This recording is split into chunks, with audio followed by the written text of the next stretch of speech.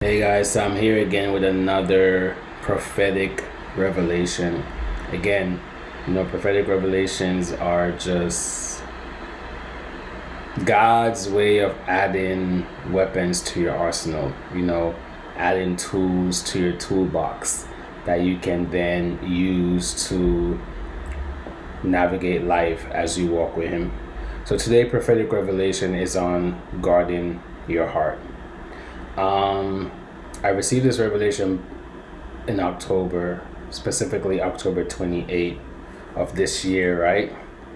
And I was in a conversation with God, and God said to me, I don't understand, why are my children praying for things that asking things in prayer that I've already given them the answer to. And I was like, God, what are you talking about now? Because He has said that statement to me several times. So I was just like, be specific. What we asking you for now that you're already giving unto us? And He said, a lot of times His children come into prayer and are asking Him to guard their heart. Oh God, guard my heart from this and guard my heart for that. And God was just like, it is not my job to guard your heart. It is your responsibility to guard your heart. Your prayer should never be, Lord, guard my heart.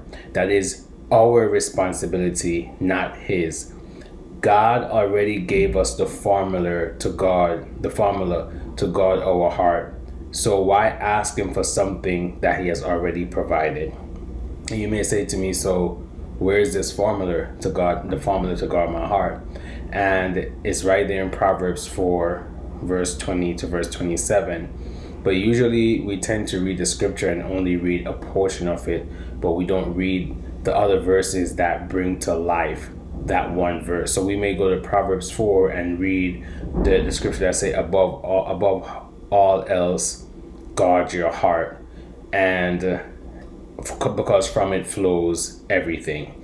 And then that's the only verse we read.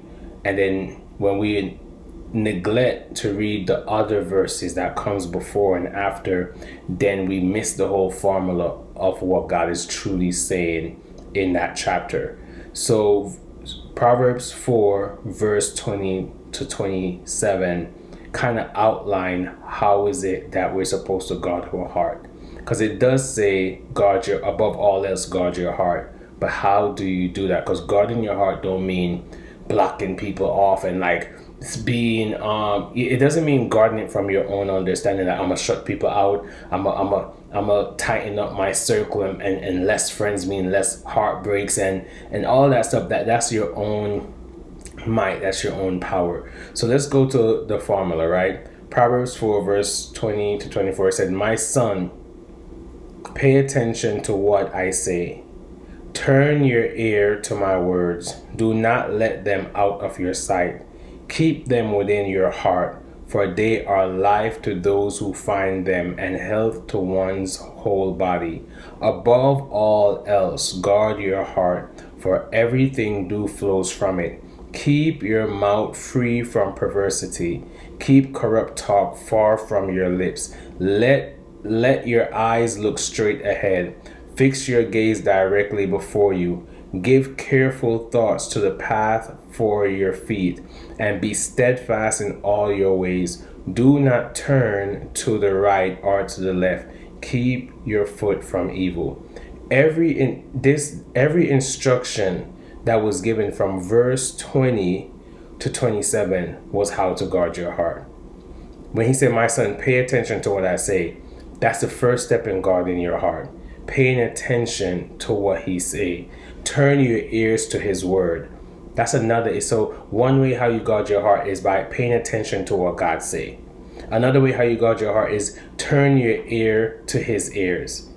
Do not let them out of your sight. So what He's saying, that do not turn your ear to His words, right? And then do not let His words from your sight. So when you pay attention and you turn your ears to His word, and you do not let His word from your sight, and you keep His word within your heart, that's how you guard your heart. He's giving you the instruction right here. He's saying, pay attention to what I say. turn your ear to my words. Do not let them out of your sight. Keep them within your heart, for they are life to those who find them and health to your whole body. When we have a heartbreak and we don't go around and we have our heartbreak, it affects our body, it affects our health. But here is he saying, if you pay attention to my word, if you turn your ears to my word, if you keep your word in my sight, that means allow my word to guide your path, allow my word, see from the perspective of my word, not from your own understanding, but see from the perspective of my word, and then keep my word in your heart, because they're life to those who find him and health to your whole body. And then he said, above all else, guard your heart, because from everything flows. So before he even got to above all else, guard your heart, he was telling you, he was giving you steps that will ultimately lead to you guarding your heart. And then even after he told us to guard our heart and he gave us a couple of steps, he then continued to give us more steps. He said, keep your mouth from perversity. So that means you have to watch what you speak. Don't speak perversely. If you speak perversely, then your heart is open to attack. So what you say from your mouth, and then it goes back to say, life and death is in the power of the tongue. So what you say from your mouth also hinder your heart. Keep corrupt talk far from your lips. Let your eyes look straight ahead. Fix your gaze directly before you. Give careful thoughts to the path that you're taking. So think before you make a move. Careful thoughts. Be steadfast in all your ways. Don't be easily shaken. Don't be easily moved. Don't be easily conformed by the people around you and the things around you. Do not turn to the right or to the left, but keep your foot from evil. So do not stray away from the things of God.